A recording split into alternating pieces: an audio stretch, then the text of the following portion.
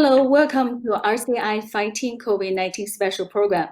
Today, our guest is the Minister of Diversity and Inclusion and Youth, Bardish Chagger. Hi, Minister Chagger. How are you doing? How you been? Hi, I'm good. How are you? I'm good. I'm well. How are you? Good. Awesome. Okay, my question start. From the outbreak of a COVID-19 pandemic, the insults, hatred, harassment incident against the Asian community have sharply increased. Chinese Asian people around Canada have been insulted, beaten. What's your reaction to this? I will tell you that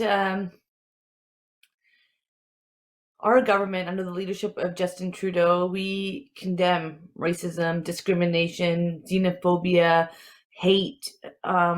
We know that these acts of violence, these acts of hatred, have no space in Canada. For me, it's been really disheartening to see how some people across the country, because of where they come from, have been treated. And I've been really speaking with communities across the country, including Asian Canadian communities and Chinese Canadian communities. And some of these individuals who have been targeted have actually been in Canada for generations. And because of the way they look, or the color of their skin, or the language they choose to speak, people around them are feeling that it's okay to be violent towards them. And it's not okay. It's never okay. Many Canadians expressed their disappointment and genuine disbelief that this level of racism happen or exist in Canada. Do you think we have systemic problem of racism in the society? I think as Canadians, we pride ourselves for being um, a country of diversity where diversity is our strength. I think we pride ourselves on being multicultural and inclusive. I believe what we're noticing is that we have work to do and that we can do more and build better. And I think it's important that when we do see these acts of racism and hatred and violence, that we speak up. So yes, I do commend and thank the many organizations and people who work very hard to have an inclusive Canada, to create inclusive, diverse spaces. But I also do call out on the people who are not necessarily doing their part to also step up and to really think about the kind of country we want. I want a truly inclusive Canada where every individual can realize their potential and feel safe in their communities, feel safe wherever they are. So we have work to do, is what's clear. So you think it's systemic or not? For sure. I think if you look at the history of our country, and if you look at everyone has immigrated to Canada, unless you are Indigenous. And even the relationship with Indigenous peoples is one that our government has been committed to strengthening so that we have a true nation to nation relationship. But there has been issues within our systems, and there remains issues within our systems, and those are some of the changes and transformations we're trying to make. And that's why our government brought forward the Anti-Racism Secretariat.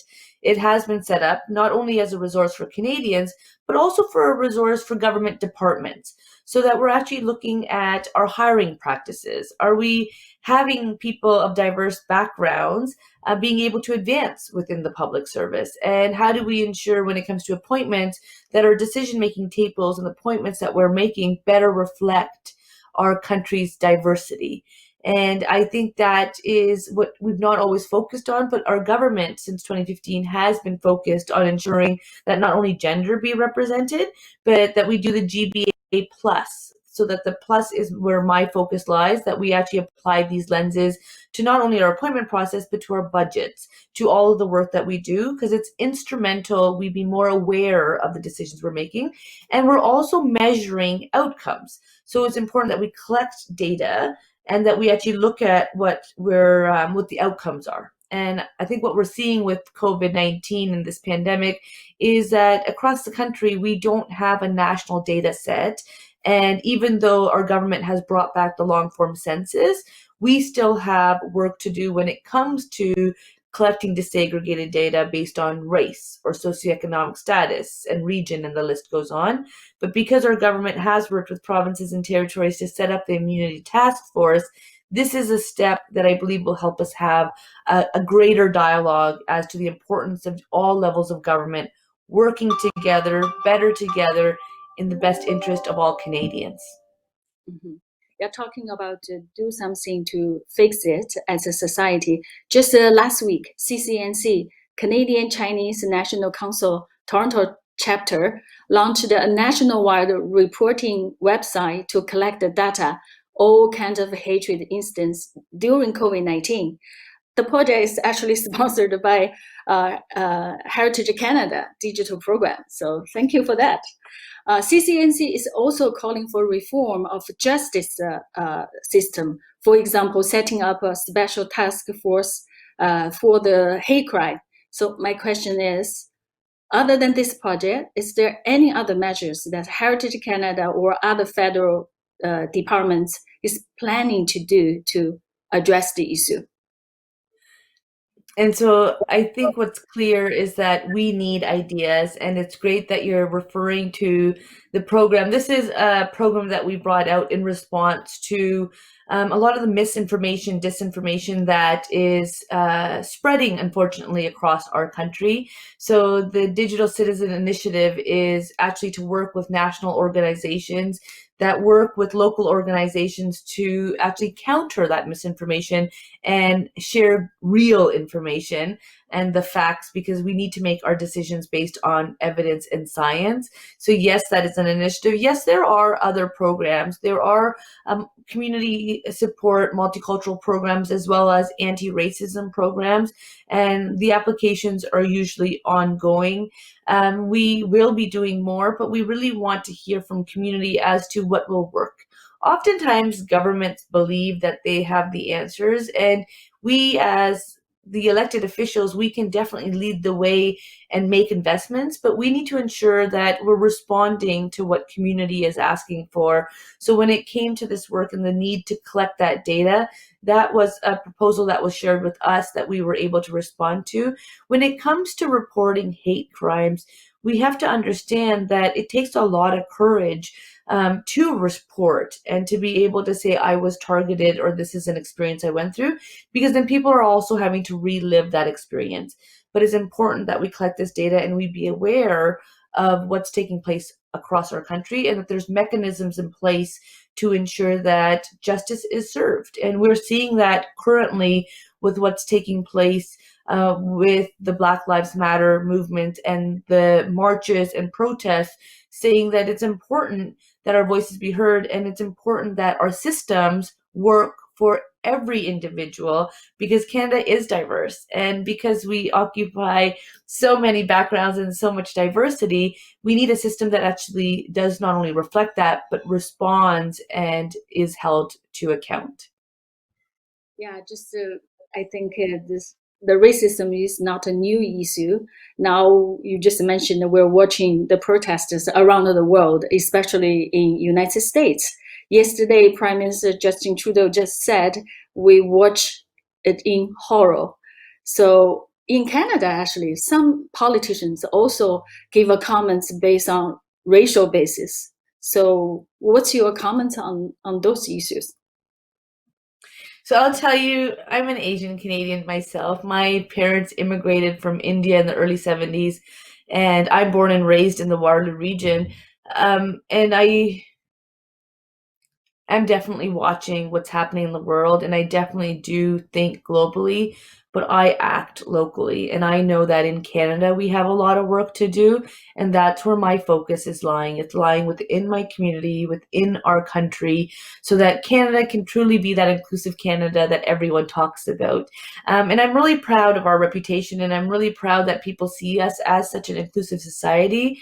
But what's also evident is that not all people feel safe within all spaces of our country, and there are acts of racism and acts of violence taking place, and that's what I believe as a government we need to respond to.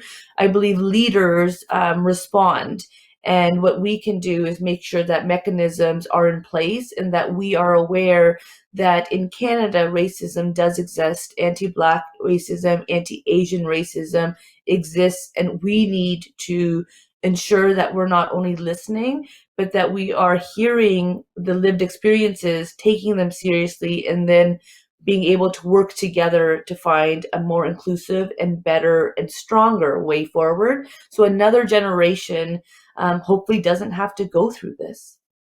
That's true.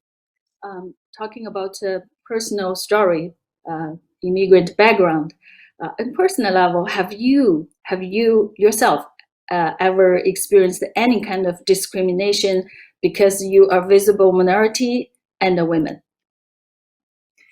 I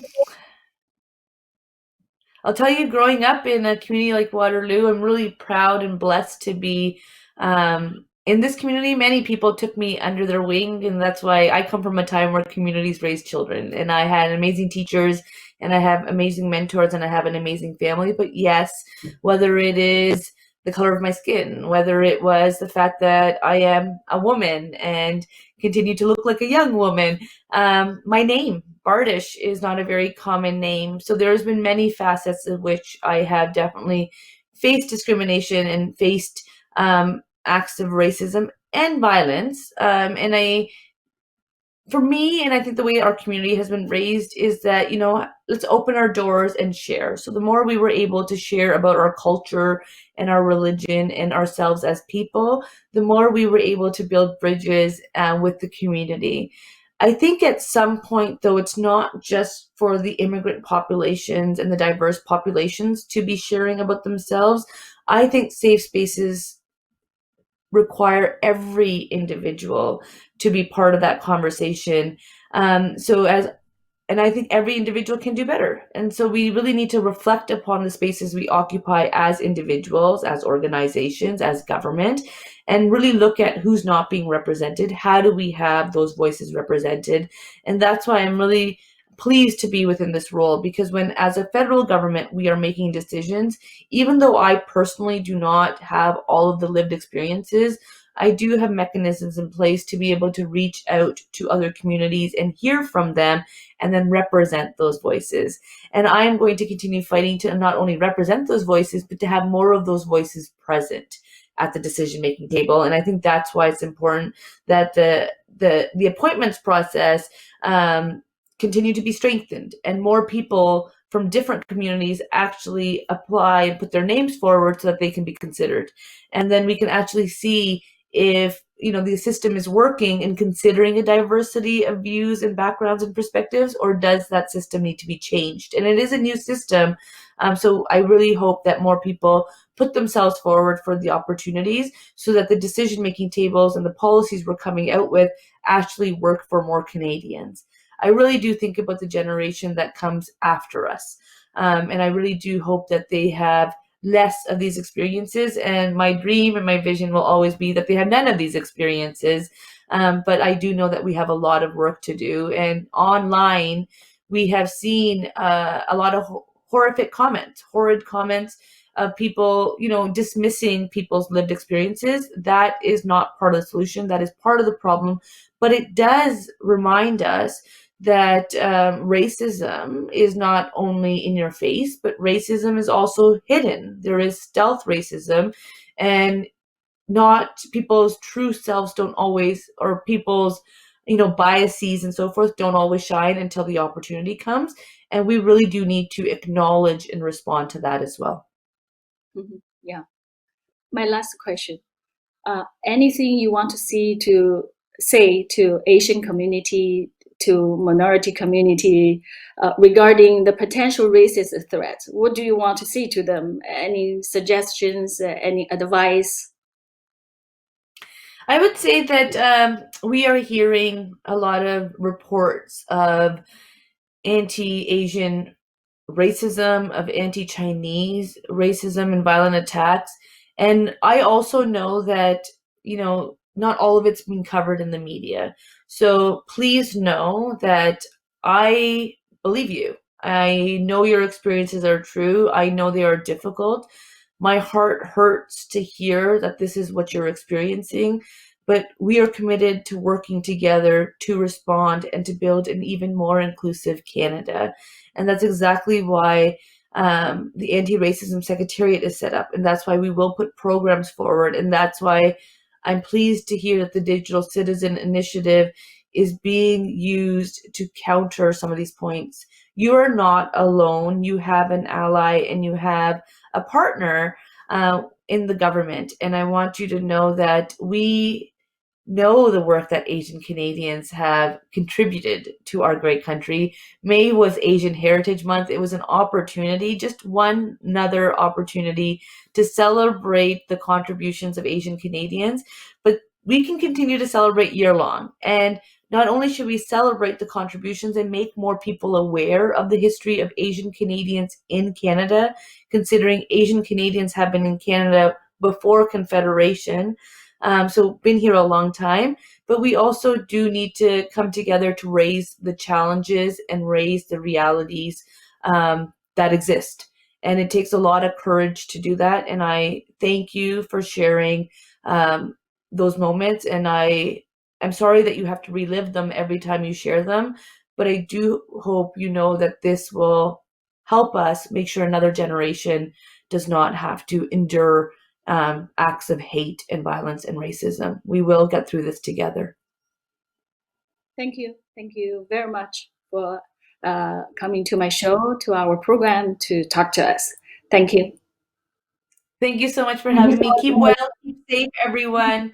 And I hope to Yes. see you Good again luck. soon. Stay safe. Thank you. Bye-bye. Bye.